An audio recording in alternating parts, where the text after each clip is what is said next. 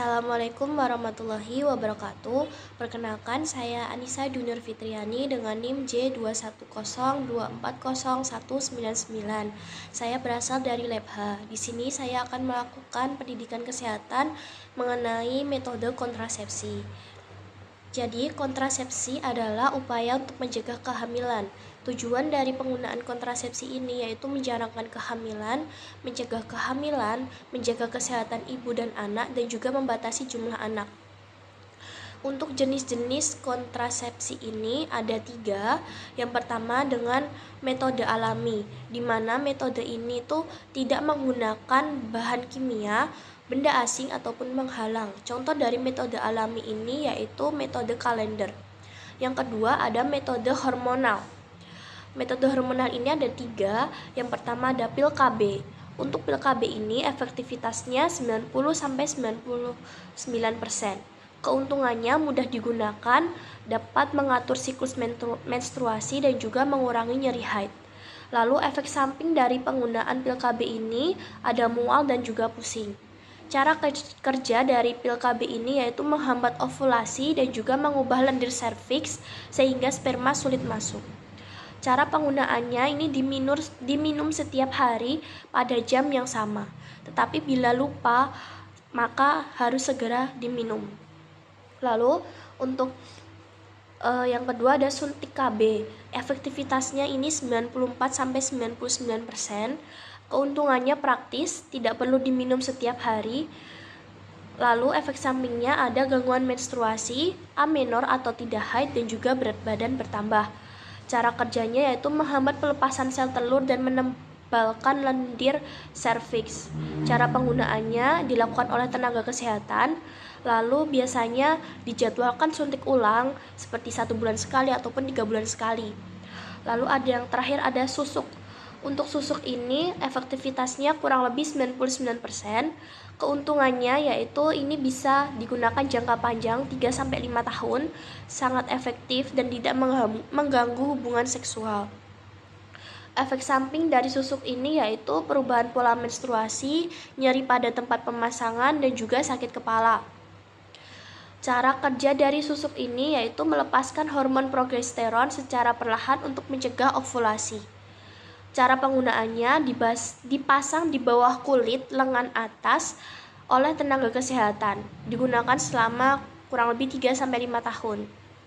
Lalu adapun jenis alat kontrasepsi yang ketiga yaitu metode non-hormonal. Di sini juga ada 3. Yang pertama ada IUD. IUD ini efektivitasnya kurang lebih 99%. Lalu keuntungannya yaitu efek jangka panjang, tidak mempengaruhi produk ASI, dan tidak perlu diingat setiap hari. Efek sampingnya yaitu nyeri perut bagian bawah, perdarahan lebih banyak pada saat haid, dan juga keputihan. Cara kerjanya menghambat pertemuan sperma dan juga ovum serta mencegah implantasi. Lalu adapun cara penggunaannya yaitu dipasang di dalam rahim oleh tenaga kesehatan. Ini juga perlunya kontrol rutin sesuai jadwal. Lalu yang kedua ada kontrasepsi mantap. Efektivitasnya ini hampir 100%, keuntungannya permanen, sangat efektif, tidak perlu kontrasepsi tambahan. Lalu adapun efek samping dari kontrasepsi mantap ini, yang pertama ada nyeri setelah operasi dan juga risiko infeksi pada luka yang dioperasi. Lalu untuk cara kerjanya ini memutus saluran reproduksi sehingga sperma dan ovum tidak bertemu, dan cara penggunaannya dilakukan melalui tindakan operasi oleh dokter. Kontrasepsi mantap ini bersifat permanen dan memerlukan konsultasi terlebih dahulu.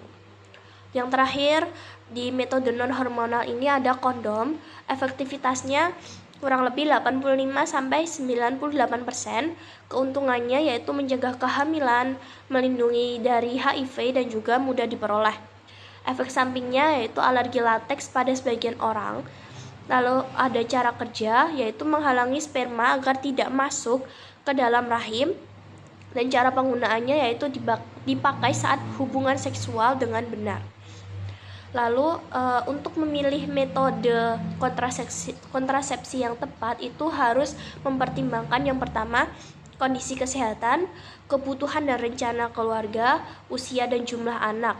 Dan yang paling penting adalah harus konsultasi dengan tenaga kesehatan terlebih dahulu.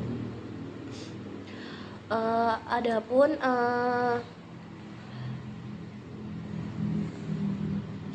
untuk efek samping umum dari kontrasepsi hormonal dan non-hormonal ini yaitu sebenarnya setiap orang itu bervariasi dan bisa ringan ataupun berat. Dan perlunya diingat pada saat sudah menggunakan alat kontrasepsi ini harus digunakan dengan benar dan juga teratur, dan harus melakukan kontrol rutin sesuai dengan anjuran tenaga kesehatan. Sekian dari pendidikan kesehatan mengenai metode kontrasepsi yang dapat saya sampaikan. Mohon maaf apabila ada kekurangannya. Terima kasih. Wassalamualaikum warahmatullahi wabarakatuh.